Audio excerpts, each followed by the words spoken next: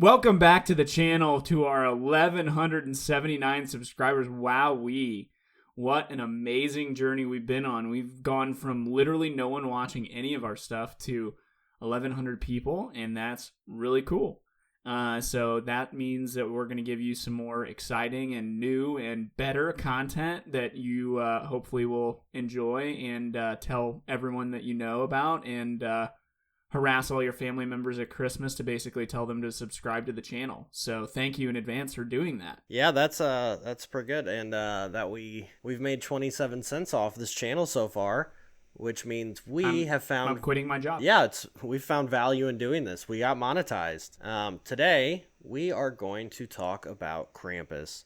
Did you have anything else to say, or do you just want to hop right in? No, thank you though for watching all of the videos, and thanks for giving them the old thumbing us, and subscribing. Yes, I have one other thing. I'm going to match your positivity with my negativity.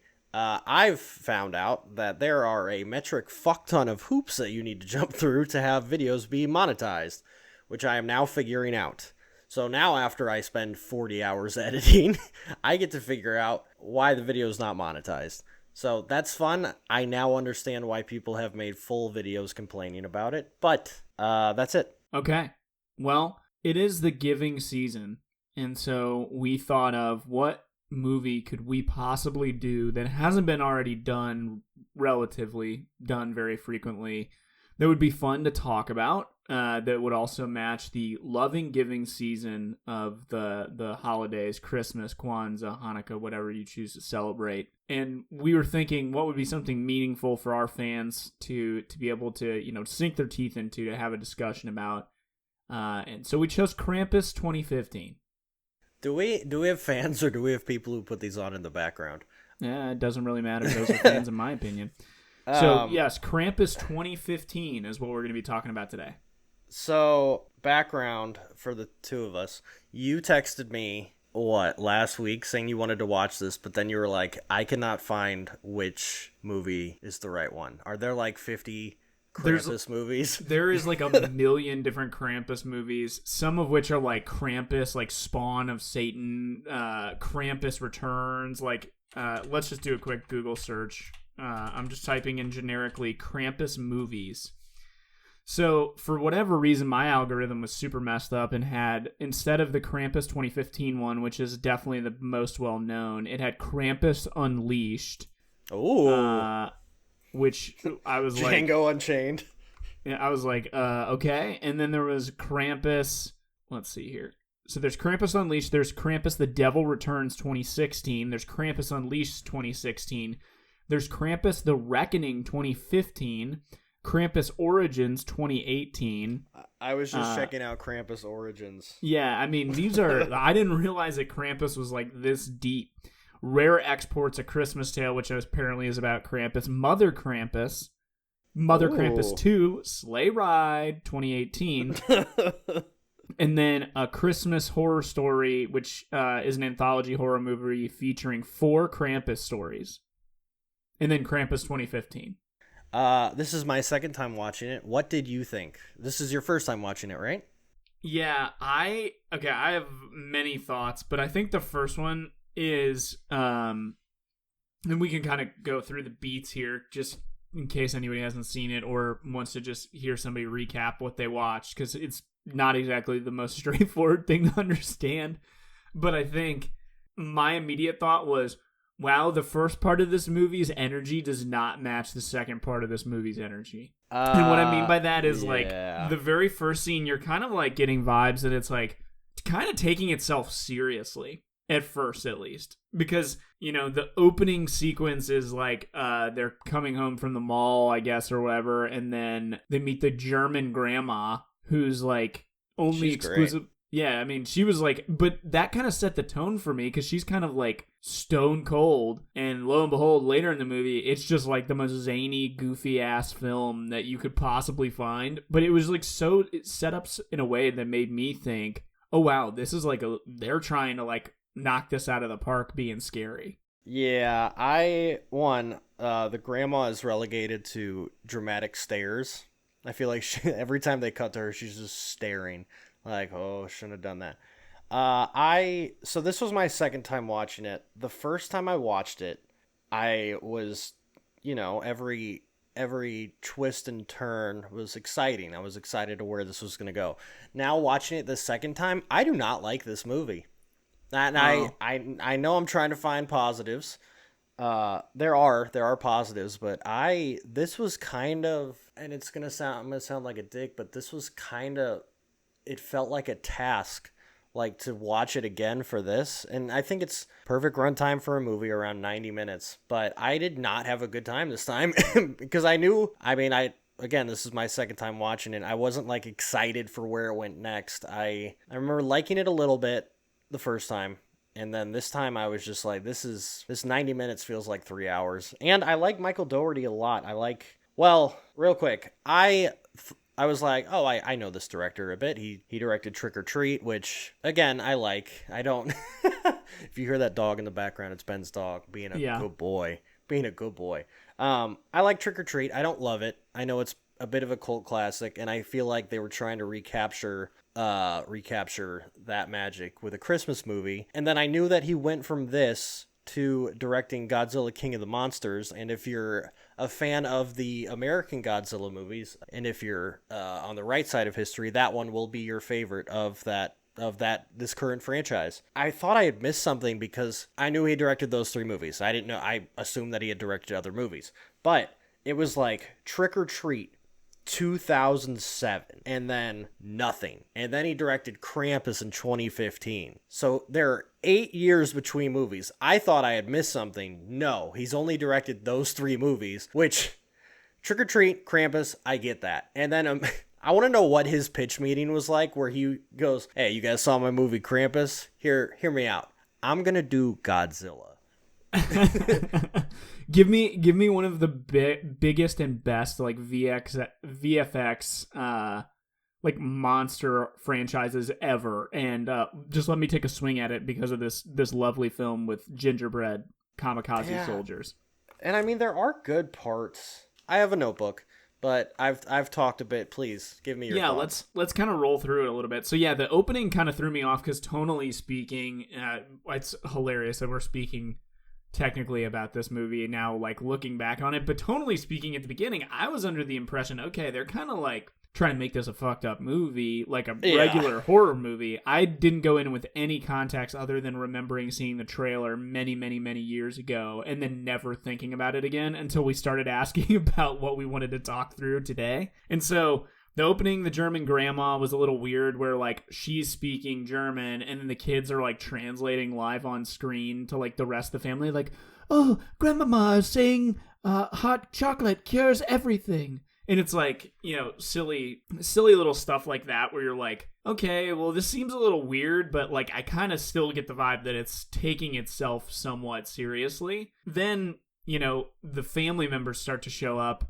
And you realize that Todd Packer is in this movie from, I know that's not the actor's name, but I'm going to refer to him as Todd Packer forever and always just because of his role in The Office. David, just I'm going to say it just for, his name is David Koechner, and one of my big notes is about him, but I'm going to let you finish. Thank you. Very much a Cousin Eddie figure. Like, they, like, totally ripped him out of Christmas Vacation and were like, what if we put Cousin Eddie in a Hummer, gave him a shotgun, and said that there's a creature hunting you? And that was kind of the moment where I started to realize, oh, okay, this is like not that serious of a movie. Then there's the Aunt Dorothy, who's like just the biggest like ruthless bitch. She's like, this cooking sucks, like, which was awesome just to see. And I was like, I feel like I've been in this exact scenario like 8 times. So like the first little bit where I was like, there is no Krampus yet, like the world building or like the, hey, this is what the holiday feels like. Not the worst, I don't think that the writing there was that awful other than, just a little bit like the worst possible Christmas dinner that you could ever imagine. But the notes were, I could relate to those. What did you think? I have David Koechner plays one character in everything, and I desperately want to see something else. And then the night before I watched... You said something about somebody playing one character. David Koechner, a.k.a. Todd Packer, you say he plays the same character in everything? Yes. Steaming hot take. Adam Scott plays the same character in everything, including Severance. I think there's an argument there. I don't think I have enough ground to stand on to argue with that. To be honest with you, I mean, he's literally just the guy from Parks and Rec in this one, except for he's trying to find his kid. Yeah, I'm not gonna really pick a side on that one. I think there is an argument there. Steaming hot take. Rip me apart, please. I also had the night before we watched this. I watched The Family Stone. Have you seen that movie? I don't think I have. Okay, well, my big note is between this and The Family Stone, I need a break from awful people. These are just that movie is just awful people. This movie, awful people. I wanted to make a note. Toni Collette's always a joy. I very much enjoy her. Fair. It's interesting how like everyone in the family, like all the adults I recognize, I've never seen the woman who plays Packer's wife in anything. Do you remember her? Yeah, I mean, I've she's never kind seen of her like in anything. She's sort of an important part of the movie. She is. She's great. I really like her. Her acting probably might have been the best part of it, but other than I'm looking her up. Allison Tolman. Yes. Pretty much. She was in Fargo. Actually, I did watch that season of Fargo. I do remember her in that. She was good in that. Oh, she's also in The Gift. Have you seen The Gift? That movie's fucked up. No, I'm not. Let's watch The Gift sometime. Not now. Got it. Okay. So yeah, she was decent. I thought kind of like a zany aunt that like kind of becomes serious at the end, which was sort of fun to watch. But yeah, I liked that part. I would say I think that the coolest part of the movie, in my opinion, is the creature design for Krampus is sick. Yes, big agree. In my memory, he was like a goat type thing. He's not. He's just like Santa with horns. I mean, like, I kind of was expecting, I guess, like, more of the traditional, like, goat devil, like, Satan sort of thing. Like, I don't know why I thought that, probably just the horns and, like, bias. But the character design was awesome. Like, the wicked, like, crazy long worm-like tongue. And then, like, his rotting, like, teeth and eyeballs. And even having, like, the little beard in there. I was like, this is kind of sick. I liked that. I thought that was the coolest part. And then I would say that the scariest part of the entire film, for me, watching it alone in my basement, was the thought of being trapped in your home with your family for an extended amount of time during the holidays when you're snowed in and you can't go anywhere. I probably would have been begging Krampus to pull me through the chimney like he did that fat boy. Howie. Howie Jr. We respect Howie Jr. in this house because he wasn't annoying. Everyone else was annoying. That's true. He didn't have any line reads, so there was no way that he could be annoying. All he wanted to do was eat, and I respect that. He wanted to eat and not talk to anybody. Just trying to get his grub on. And then I did appreciate, I got a little chuckle out of the fact that he's like, I'm making him the best lineman in the state or something. I was like, okay, that's good. Yeah, I just, like what you were saying earlier, the acts in this movie are odd. I want to be like, yeah, the second act is like, that's where things get strange. But there isn't a second act. There's 2 acts in this movie. And, well, I guess there's 3. I guess one of the acts is the first 10 minutes when the family shows up. But then the daughter goes out and we just hit the ground fucking running from there. There's like not a ton of setup. It's like, oh, you know all these tropes. This family for Christmas. Let's just hit the ground running. And shout out that poor actress who literally got cut out that early, and then, you know, like she was in the movie for like 20 minutes, you know, like that was it. And then pretty much it's like, hey, good luck, good riddance. And then also shout out the first kill being the DHL driver, and that you know, that brought up a question for me: is Krampus anti-worker? People are asking.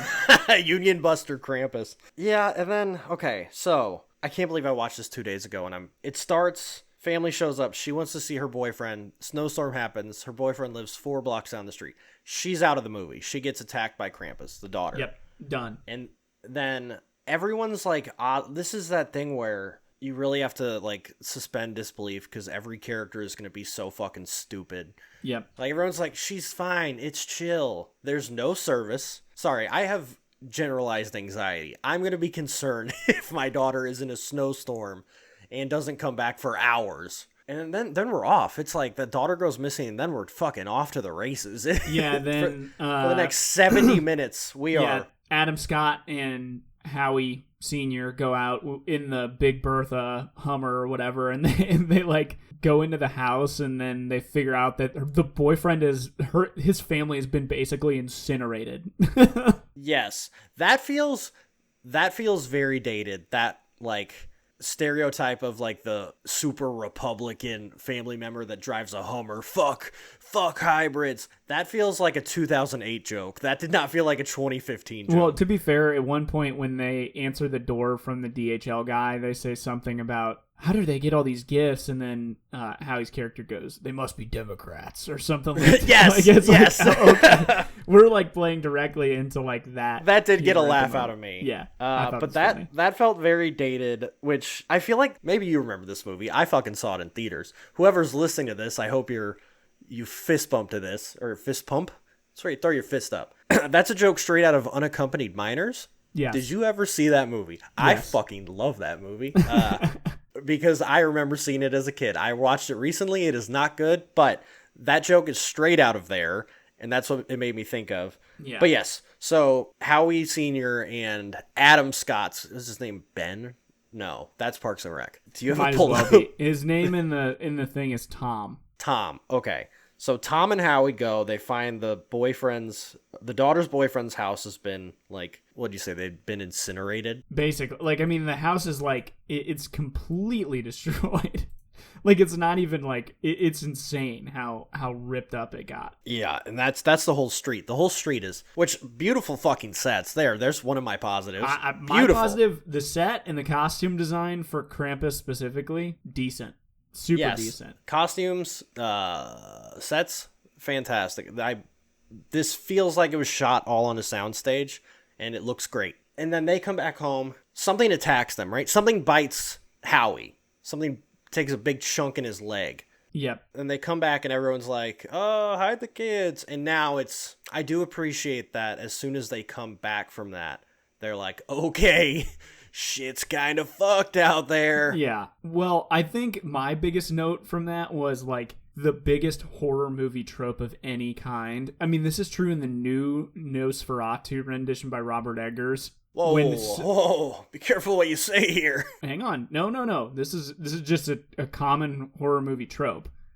When somebody in a foreign language, specifically an older woman in a foreign language, says a warning about don't go outside or don't let the fire go out, you should probably fucking listen to them. Oh, because 100%. She said don't go out there. They didn't listen, and then they got their shit rocked, and then they came back and immediately let the fire go out. Like, I was just like, you guys, I was curious at one point because like Tom, Adam Scott's character, hadn't like actually, I don't think fully translated anything from the grandma. So I was like, does he not speak this language? Because I couldn't tell whose family she was at first. And because I know I couldn't really figure out the familial lines, and I don't really care to even go down that. So. It was his mom. Yeah. And then he kept calling her mom. Who was subtle. Howie and Howard's family? Was that his brother? No, Tony Collette's sister is married to Packer. Okay, got it. Because she was the one who seemed like she didn't want any of them there, and I was like very perplexed by like how anti them she was, if that was her family. Yes, it was her sister and her awful husband, and then her Aunt Dorothy. Got it. Which what was I about to say? Oh, if I'm anywhere, and this is a piece of advice. If there is an old woman giving you advice anywhere, the DMV, Walmart, just consider it. If she's like, don't go that way, I'm going to think twice before going that way. Yeah, nobody even thought twice. They were like, yeah, we're just going to go. She's bad. Yeah, she's crazy old lady. She don't even speak English. Yeah. Listen to her. She don't... Well, his fucking Packers stereotype character's like, she don't even speak a lick of English. Yeah. Don't listen to her. She crazy. So then they're in the house, and like things are going crazy bad, and then all of a sudden the fire... I think the fire goes out first. They fall asleep. Yeah, they fall asleep. The fire goes out, which is the other thing that the grandma specifically said, please, for whatever you do, don't let the fire go out. And they just immediately do. It's just done. And then Krampus sends down a chain with a gingerbread cookie on it. And Howie Jr. sees it, and he's hungry because, he's a growing boy. The joke is that he's fat.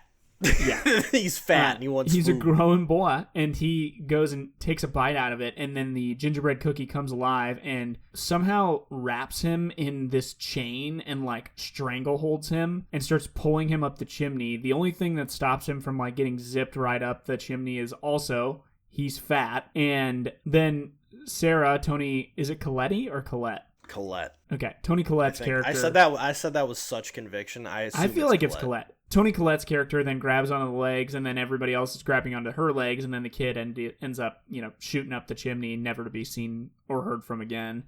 And then we get the craziest like background story from the grandma in English all of a sudden. Like, she is now fully fluently speaking English, and it's the only time that she speaks English in the entire film, by the way. And she goes into the diatribe about her past, and I don't know, it was like fake claymation almost. Like fake claymation, or like it was really strange, like Coraline almost, like fake Coraline talking about Krampus and how her family got like slaughtered by Krampus and he left her alive so she could tell the tale. The animation started off promising, and then like I wrote fun animation, and then I scratched that out because the initial, it looked like, and I know I mean, I don't on this channel, but I cite that animated sequence in fucking Harry Potter Deathly Hallows Part 1 as like the coolest animation. And it started off looking like that, but then it started to look like the what was it, Puffs Plus? It was the Kleenex with it had like aloe in it. With the kid where he has the red nose and then he touches it with the aloe and it gets better. Yeah. That's what I thought of once they zoomed in on the grandma. It looked like in Coraline, or the ugliest thing in the world, Ice Age Baby. Fuck Ice Age Baby. You're so ugly. Fuck the Ice Age Baby. So initially pretty cool animation, and then her story is, I mean, I feel like that story is exactly what I thought it was going to be. Like it was, yep, this is what happens, yep. And then we cut back, and then shit kind of gets even more wild. My turning point for this movie the first time I watched it, when it went from horror to just, all right, here we go, was when the gingerbread men show up. Yeah, when the gingerbread men attack. This movie loses me at that point. When they attack Todd Packard, they attack him in the kitchen, and he's like shooting them away with a shotgun, and then all of a sudden the last one's like running towards him in the like chunky, is it a bulldog, like eats the last cookie or whatever. I was like, okay, I'm in. I like it for what it is, which is stupid horror.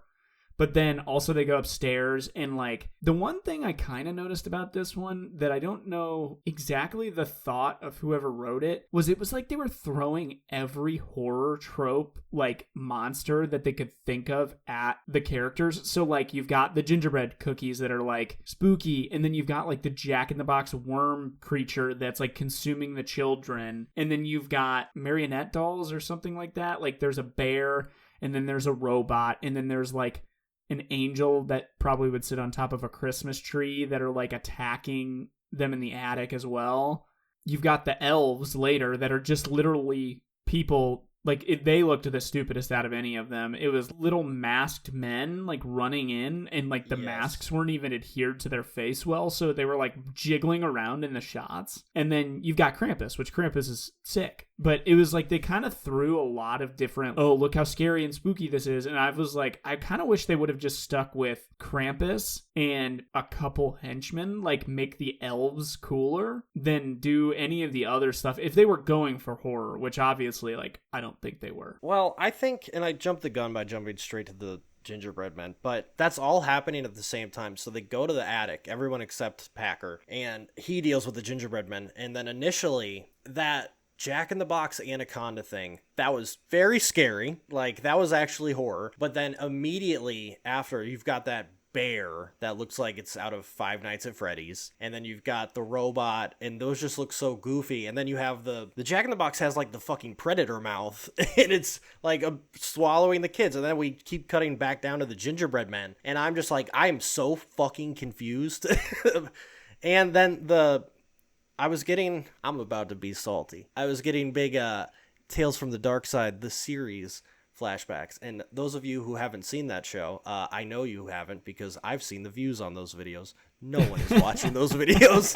I spend a long time on them and nobody watches them. So if you watch this video and you're like, man, I feel bad for this guy, go back and watch those videos. Some of them are monetized. Other ones aren't. I don't remember which ones are which. Watch them all. But this gave me a big 2015 version of Tales from the Dark Side, which is just campy horror. And I am usually on the train for that. I was not on the train for this one. They also had like a Wendigo type situation too, where it was like the daughter's voice, the daughter who is in the movie for like 10, 15 minutes, and then gets killed under the DHL truck, just to remind you.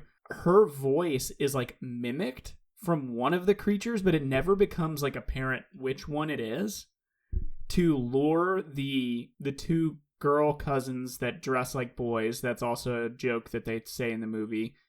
The two girl cousins up into the attic. They're like, oh, Beth's up there. We should go up there. And that's what gets them eaten by the Jack in the Box anaconda thing. And I was like, they're just kind of throwing powers out there, which is it was just kind of willy-nilly. But also I was like, if we can do all these powers and everything, how is Krampus not, or like the elves for that matter, how is none of those creatures just like broken into the house already? Like it took them so long to get in the house. I think it's part of the tormenting. I think they just like fucking with you. I can't believe I'm saying this, but I am begging for rules and explanations in my Krampus horror movie. Hey, me too. Not all movies need those. Not all movies need rules or like you just go with the chaos. But they already established rules. It was like keep the fire going and don't go outside. But then I guess when the fire goes out, they can just come in. Yeah, and well, they did both. The fire went out. I'm talking over myself, just trying to figure out a movie that should have figured it out for me. I'm not watching a fucking David Lynch movie. I'm watching Krampus. I really wanted to like this more, and I liked it the first time. I didn't love it. And I think that's just because I was excited where it went next. And knowing where it went next. I also don't like the ending. I think the ending is I guess stupid. we can probably wrap it up there. So, like, people start getting picked off one by one. There's, like, a bunch of sacrificial scenes where, like, Tom dies and Sarah, Toni Collette's character, dies. Howard dies. Like, all of these people assumingly die. And then Max, who is our main character, who's the son of Adam Scott, and kind of the focal point, the reason that all of this is happening, because he ripped up his note to Santa and threw it out his window. And I guess, just for context, the rule in this is the reason that Krampus comes is because people stop believing in Christmas or something. And so when he rips up that note, that's what triggers Krampus to come. And so at the very end, he's left alone, and Krampus hands him an ornament and lets him live, basically, while he's going to throw the rest of the family members into this, like, hell pit, would you say? Yeah, he has, like, the cousin. So I think he's thrown everyone else into the hell pit, and the kid is begging for the cousin to not be thrown in. Yeah. And then I made a note that said, this movie, maybe I'm just getting soft in my old age of 30, but this movie is too mean for it to be fun. It's just a mean movie. There's movies that are mean that border on the fun of, oh, well, it's like, you know, these guys suck. But they make the characters likable and then they kill them. If it was just mean characters the whole time, I'd be like, hell yeah. Like, by the time Packer dies, I'm like, all right. Also, Aunt Dorothy even has like a renaissance, so to speak, where she's like, I hate kids, and then all of a sudden she's the one that's taking care of all the kids and the baby. By the way, there's a baby that just gets fucking killed in this movie. Like, I forgot about the baby. Yeah, they just kill the baby for whatever reason. And then in that last scene in the house, when Aunt Dorothy's in there, there's a literal like sound effect, like stock footage sound effect, like that's the whole movie.